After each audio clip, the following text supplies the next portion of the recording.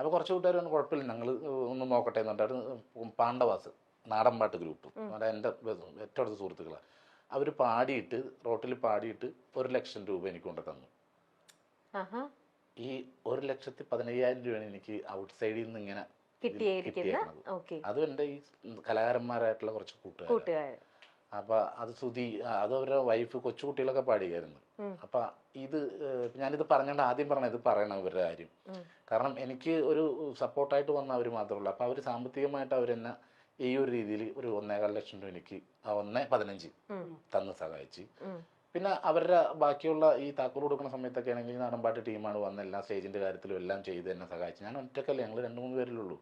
അപ്പൊ ഞങ്ങൾ 3 പേര് ആ സമയത്ത് ഉണ്ടായിരുന്നുള്ളൂ. ഞാനും ചേട്ടായും പിന്നെ നമ്മുടെ വണ്ടി ഓടിക്കുന്ന പയ്യൻ അനീസ്.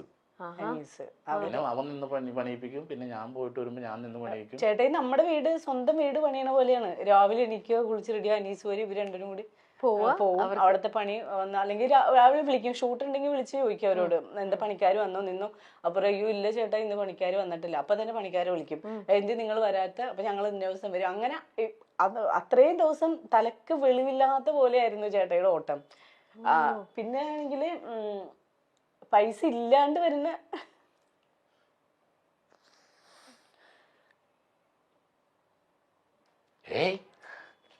ഇല്ല ഏട്ടാ, അതൊരു ഇമോഷന്റെ ഒരു ഇതാണ്. ചേച്ചിക്ക് എത്രയാലും അത് എത്രയാലും ഇമോഷൻ ആവില്ല. അല്ലത് എന്താന്ന് പറയുമ്പോൾ ഞാൻ അങ്ങനെ വലിയ കലാകാരനല്ല, വലിയ പേയ്മെന്റ് പിടിക്കുന്ന ആളല്ല. അപ്പൊ അത് കണ്ട് നമുക്ക് തന്നെ ഇത് ചില സമയത്ത് നമുക്ക് കൂട്ടിമുട്ടിക്കാൻ പറ്റാണ്ടാവും. അപ്പൊ ഞാനൊരു ഇവിടുന്ന് അനീസ് വിളിക്കും, ചേട്ടാ ഇങ്ങനെയാണ് സംഭവം, ഇങ്ങനെയാണ് വാർക്കലിന് ഇത്ര പേര് ഉണ്ട്, ഇതൊക്കെ പറയുമ്പോഴത്തേക്കാണെങ്കിൽ ഞാൻ പറയാം വെയിറ്റ് ചെയ്യുന്നുണ്ട് ഇങ്ങനെ.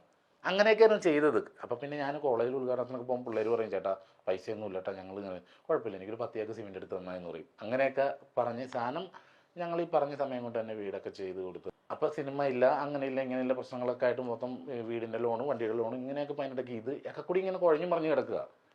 അപ്പൊ എനിക്ക് എൻ്റെ ഉള്ളിൽ ഒരു ഉദ്ദേശം ഉണ്ടായിരുന്നു, ചിലപ്പോൾ പാളാൻ സാധ്യത ഉണ്ടിട്ട് അത് ഞാൻ പറഞ്ഞു. ചേച്ചിക്ക് അന്നേരം ഇപ്പൊ ഒക്കെ ഇത്രയും ഒരു ഇതെടുത്ത് ചെയ്തപ്പോഴേ എപ്പോഴെങ്കിലും വേണ്ട ചേട്ടാ നമുക്കിത് നമ്മുടെ കയ്യിൽ ഒതുങ്ങുവോ, നമുക്കിത് നിർത്താൻ പറ്റാണ്ട് വരുവോ, അങ്ങനെ ഒരു ഇത് ചേച്ചിക്ക് തോന്നിയോ? പറഞ്ഞില്ല. അപ്പൊ ചേച്ചിയുടെ മനസ്സിൽ ആ ഒരു കോൺഫിഡൻസ് ഉണ്ടായിരുന്നു. അല്ല അപ്പൊ എന്നോട് പറഞ്ഞിട്ടുണ്ടായിരുന്നല്ലോ എന്തെങ്കിലും ഒരു ഇത് വരുവാണെങ്കിൽ.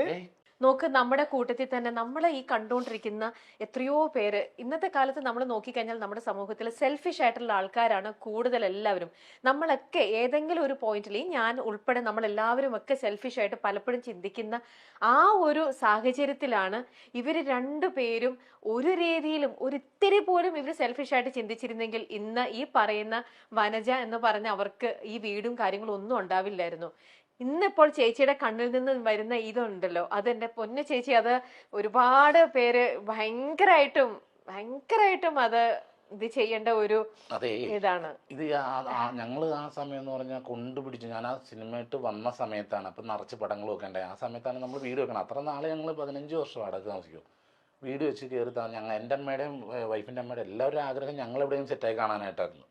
അപ്പോൾ ഇതൊക്കെ കഴിഞ്ഞ് ഹാപ്പിയായി. പിന്നെ അത് കഴിഞ്ഞിട്ട് പിന്നെ ഇത് വീടിൻ്റെ പരിപാടിയൊക്കെ തീർത്ത് താക്കോലൊക്കെ കൊടുത്തതിന് ശേഷമാണ് നമുക്ക് ഈ ലോൺ എന്ന് പറഞ്ഞൊരു സംഭവം ഉണ്ടല്ലോ, ഇത് അങ്ങോട്ടും ഇങ്ങോട്ടും അടക്കാനില്ല. അപ്പം ഞാൻ നേരത്തെ പറഞ്ഞു. പിന്നെ അല്ല എന്നോട് പറഞ്ഞിട്ടുണ്ടായിരുന്നു ചിലപ്പോ ഇപ്പൊ എല്ലാവരും മാറിക്കളഞ്ഞപ്പോ നമ്മളെ കൊണ്ട് പറ്റാത്തൊരവസ്ഥ വരുവാണെങ്കിൽ ഞാൻ വീട് വിൽക്കും എന്ന് പറഞ്ഞിട്ടുണ്ടായിരുന്നു. നമ്മൾ ഓക്കെ, അങ്ങനെ നമുക്ക് അവരോട് പറയാൻ പറ്റില്ലല്ലോ ഞങ്ങളുടെ കയ്യിൽ ഇനി പൈസ ഇല്ല, പണി നിർത്തി വെക്കണമെന്ന് പറയാൻ പറ്റില്ലല്ലോ. ആരൊക്കെ ഇട്ടിട്ട് പോയാലും നമുക്കത് ചെയ്യാണ്ടിരിക്കാൻ പറ്റില്ല. രശ്മി ചേച്ചിയുടെ ആ ഒരു വലിയൊരു സപ്പോർട്ടാണ്. രശ്മി ചേച്ചി ഒരിക്കലും ഒരു തവണയെങ്കിലും വേണ്ട ചേട്ടാ നമ്മളും ഇത് പെടുകയാണ് എന്ന് പറഞ്ഞിരുന്നെങ്കിൽ സീരിയസ് ആയിട്ടുള്ള കാര്യത്തിന് ഞാനൊരു ക്രിക്കറ്റ് ടൂർണമെന്റ് നടത്തിയിട്ട് സ്പോൺസർ ചെയ്യാൻ ഒരു സഹായിക്കില്ല എന്ന് പറഞ്ഞ അവസാനം ടൂർണമെന്റ് നടക്കുന്ന സമയം അത് ഇത്രയും പൈസ സ്വർണം കൊണ്ടുവന്നെ ചേട്ടായി ടൂർണമെന്റ് നടത്തണം എന്ന് പറഞ്ഞ ആളെ ഇയാള്. ഓ, അല്ലാതെ ഒരു തവണ പോലും നമുക്കൊരു ജീവിതമില്ലേ, നമുക്കും ജീവിക്കണ്ടേ എന്നുള്ള ഒരു സംഭവം ചേച്ചി പറഞ്ഞിട്ടില്ല? ഇല്ലില്ല, ഒരിക്കലും പറഞ്ഞിട്ടില്ല. ചേച്ചിയുടെ മനസ്സാണ് എന്റെ പൊന്ന് ചേച്ചി. ശരിക്കും അത് ഞാനിവിടെ സുരക്ഷിതമാണെന്ന് എനിക്ക് നല്ല ഉറപ്പുണ്ട്. ശരിക്കും അത് അല്ല ചേട്ടാ, അത് എന്താ പറയാ, ആനന്ദാശ്രമാണ് അത്. അതിപ്പം ഇത്രയും ചെയ്ത് കൊടുത്തതിന്റെ ഒരു ഇതും പിന്നെ എത്രയായാലും ഉള്ളിൽ വന്ന ഒരു നമ്മുടെ വീട്ടിൽ ചെയ്യണ പോലെ ഞങ്ങൾ സഹോദരങ്ങൾ ചെയ്യണ പോലെ ഞങ്ങൾ കണ്ടത്. കാരണം അതേപോലത്തെ ആ അവസ്ഥയും ആ ചേച്ചിക്ക് വയ്യ, വീടിന്റെ അവസ്ഥ, കുട്ടികളുടെ അവസ്ഥ, അത് +1 +2 പഠിക്കുമായിരുന്നു ആ സമയത്ത്. അപ്പം അവരുടെ അവസ്ഥ ഇതെല്ലാം കണ്ടു കഴിഞ്ഞപ്പോഴത്തേക്ക് എന്നെ പോലത്തെ ഒരാളെന്നുണ്ടെങ്കിൽ അങ്ങനെ ചിന്തിക്കുകയുള്ളൂ.